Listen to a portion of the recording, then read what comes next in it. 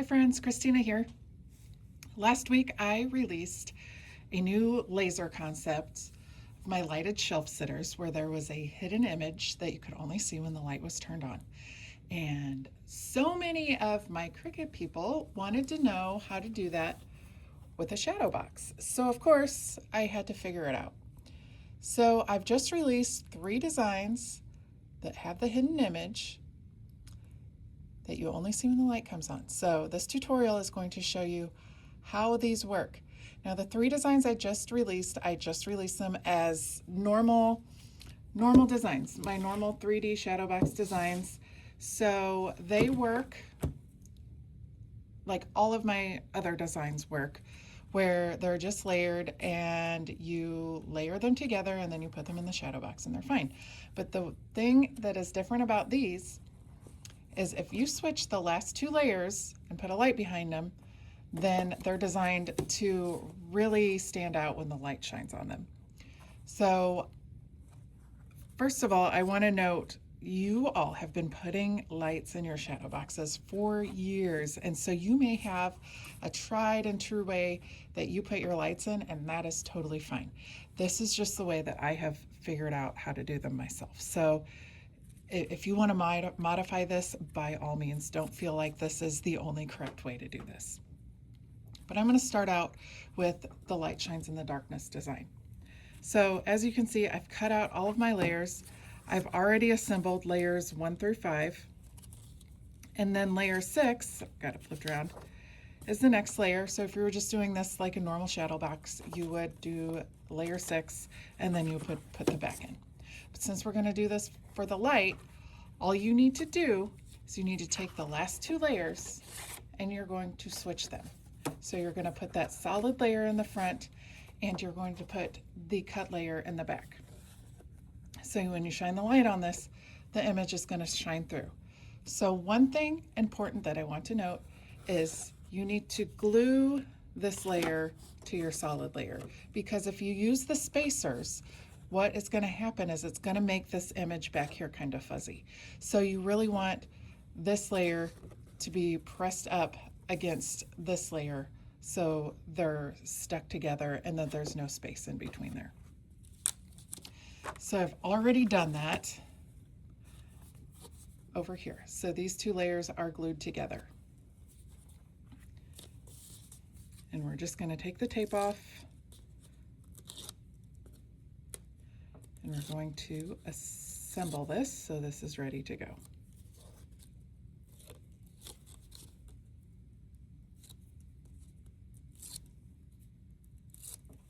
Let's make sure we've got it the right way.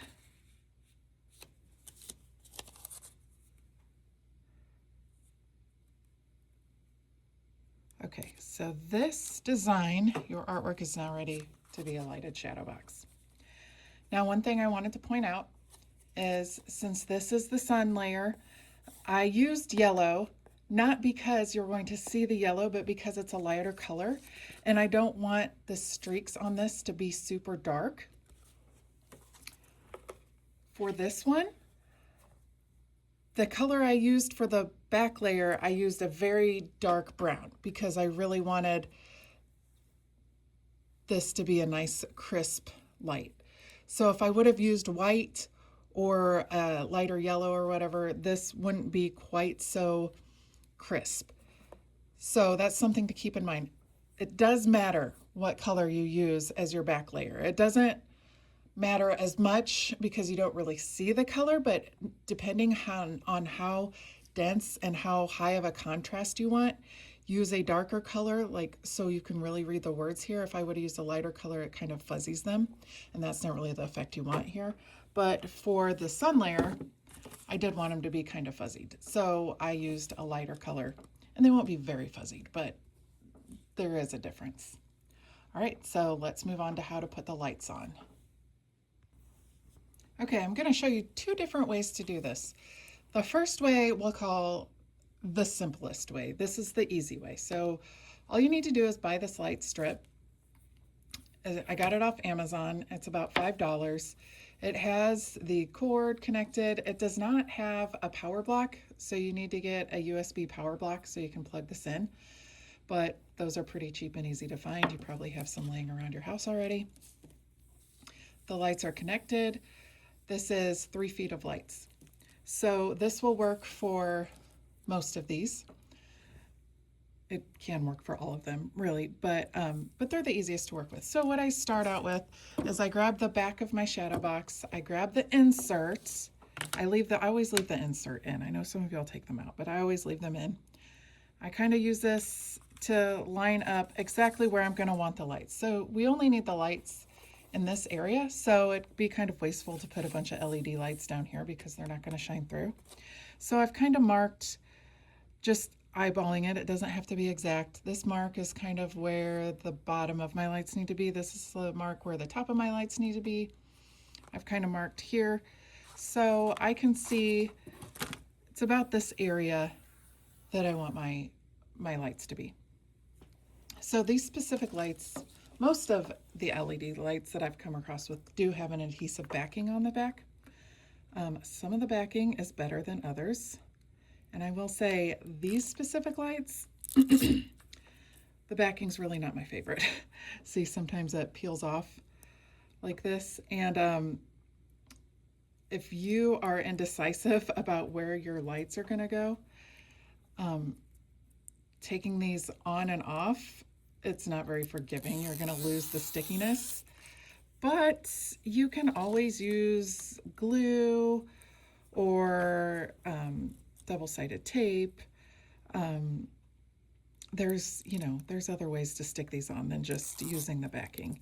I'm just saying these specific lights, the backing is not the best. So I'm gonna pause this while I get all the backing off. Okay, I have finally got all the backing off of these lights. So when I place these on, like I said, I already marked about where I want my lights. And we're gonna press this on very firmly. And then the way I do it is I fold down and then I fold it back over this way. So you're gonna have a fold here. And you wanna make it as flat as you can get it. So just because I've done this a couple times, I know I'm gonna get about 5 rows for this design. So I've got 3.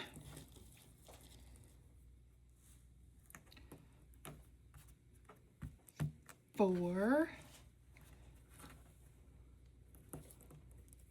Okay, and that's gonna cover my lighted area. That's about where I want it.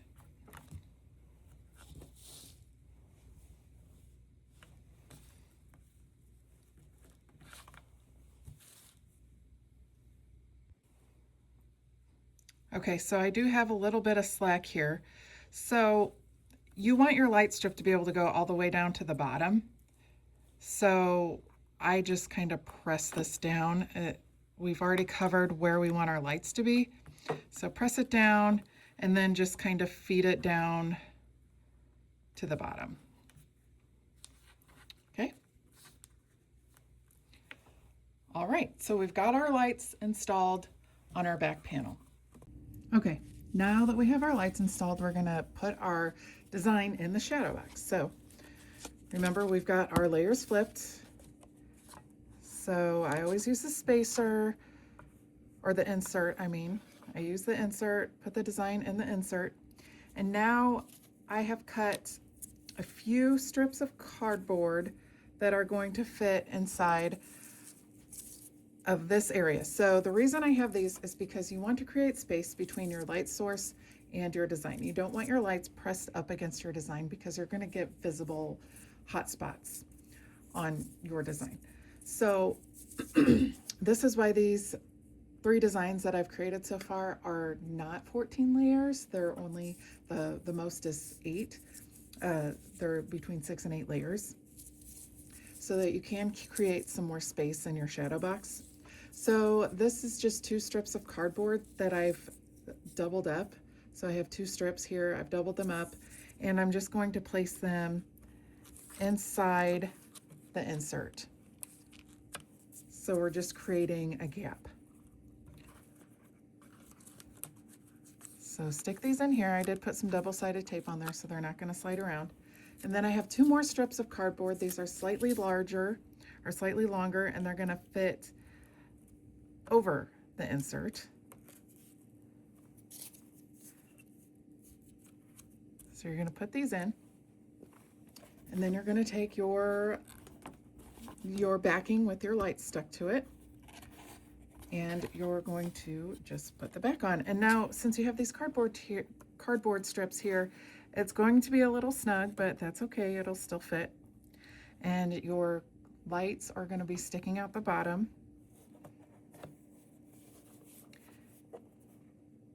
And we're just going to close up our shadow box. I'm plugging the lights in over here into a power strip that I have over here. So I've got them plugged in. These lights have an on-off switch over here. So let's turn on the lights, see how we did. And there we go. Beautiful. Isn't that fun? So you can't see the sun at all until you turn on the lights, and there it is. All right, now I'll show you the little more advanced way that might work for other designs. Okay, the next way I'm going to show you is I'm going to show you how to cut your light strips to the exact size that you want and how to power them. So say you buy a 64-foot light strip and you want to cut those into 4-foot sections. How do you power each section? Because normally they only come with 1 adapter. So I'm going to show you how to add on an adapter. So first of all, for this design, this is the one where when it's lit up, you can see the face of Jesus. So I wanted more lights. I wanted the lights to be able to cover the whole thing. And so with the light strip that I just showed you, it's only 3 feet long, so you don't have enough lights really to cover that whole panel. Now I've gotten it to work. I have lighted that design with the 3-foot light strips, and it's okay. But it's one of those things where you think maybe it could just be a little better. So I decided I wanted to try using a longer light strip. And so it kind of seems like you can find a 3-foot light strip or you can find a 16-foot light strip. It's hard to find in between. So I took a roll of light strips and I just installed them the exact same way we did previously in the video. These light strips, I really like the backing. This has the 303M backing on it, which is a lot stickier. And so these stick on a lot better. And then when you cut your light strips, you want to make sure you get cuttable light strips. And there are specific places where you can cut them.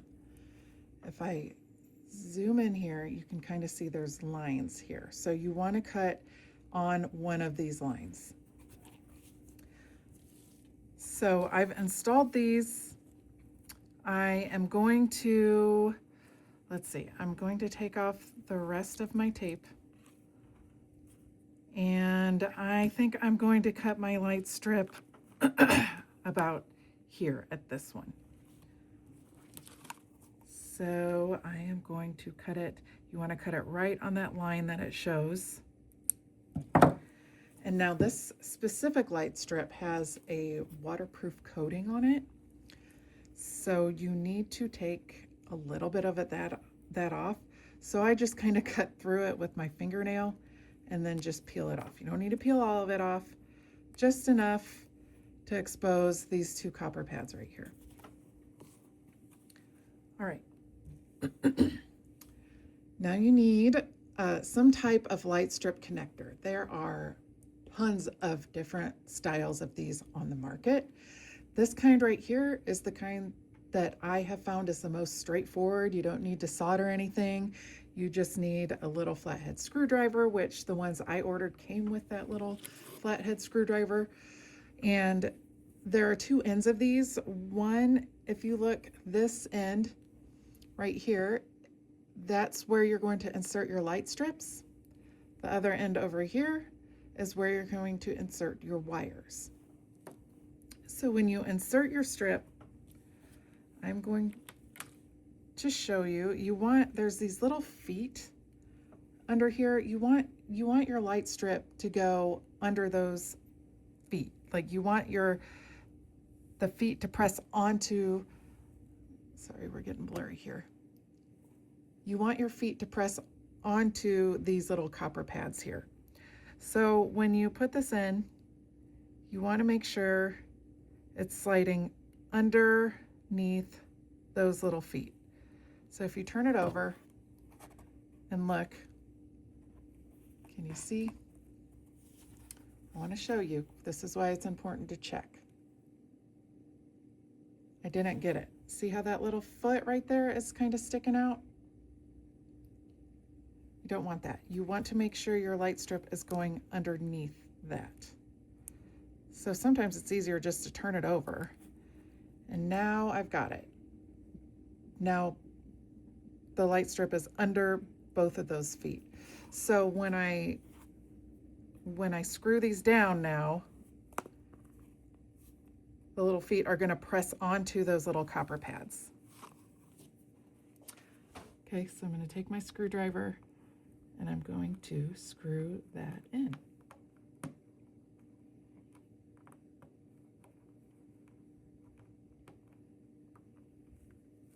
Okay, and you can give it a little tug just to make sure it's on. Okay. All right, now you're going to take this. This is also linked. This is a DC pigtail adapter wire. So you can see there's two wires sticking out. There's a red one and a black one. And then this is what you're going to plug your adapter into. So I have drilled a hole in the back of my shadow box. I think that that is going to create a cleaner look. So you can just shove your cords up through here, and then your cord will stick out the back rather than worrying about pinching your wires. Okay, when you look on here, let's focus in on that. When you look on here, you can see where the positive is and where the negative is. So just remember, red is positive, black is negative. So we want to plug our red wire in where the positive is and the black wire where the negative is. So you need to make sure you get those correct, because if you get them reversed, your light strips will not work. So I'm going to plug these in. You're going to shove your wires in there. Always make sure when you do this that your screws are loosened up as much as they can go without them actually coming out, because if they're kind of tight, it's going to be really hard to get your wires in. So get those in, and then you can screw them down.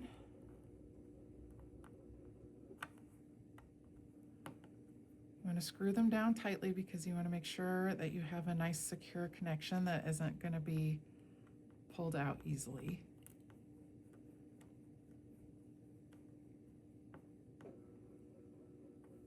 Okay, now kind of give it a tug. Feels pretty secure to me. And then one part I like to do just to double check. I have my adapter, and I just want to plug it in and make sure my connection is secure, and it is. So it looks like I did everything right because my lights are working. Okay, one very important note I want to make. You need to get an adapter to plug in your lights. You always need to make sure your voltage is matching on your adapter and your lights. So I'm using a 12-volt light strip, so I need to use a 12-volt adapter. You do not want to use a 24-volt adapter and 12-volt lights. You will burn out your lights, you could spark something, it could be a safety hazard. You don't want to do that. You also don't want to use 24-volt lights and a 12-volt adapter. Your lights will just be dim and they're not going to work very well. So always make sure that your voltage on your adapter is matching the voltage on your light strip. Okay, so after I have my lights working, I'm going to take my shadow box just like before, and I will install it. Maybe. Make sure all those little prongs are up. There we go. All right, I'm going to plug in my adapter over here.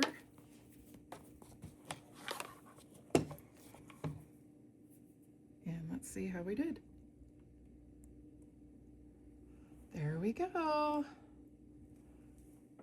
Now look at how even those lights are. Because if I would have used the other ones, you just don't, you have to space them out more. So I was able to space these tighter together and use more lights, and I get a much more even glow with these lights. Like I said, the other ones are easier. This method I don't think is too hard, but you know, there's some wiring that you have to do. An optional upgrade I also wanted to show you is that you can buy these inline switches.